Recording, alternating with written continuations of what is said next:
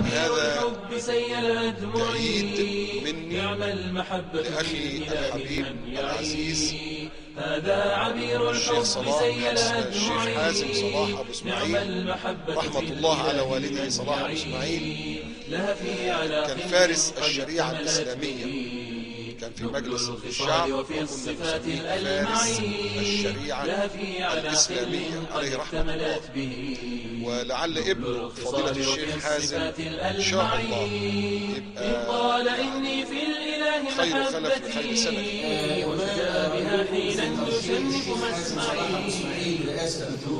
أعلو الثريا شامخا لا أمثني نصبا فحبك أدرعي.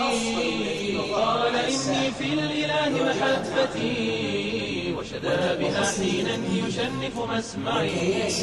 أتوق أن أعلو الثريا شامخا لا أنثني نصبا فحبك أدرعي. سبحان من جعل المحبة واحة خضراء مزهرة بحب يانعي.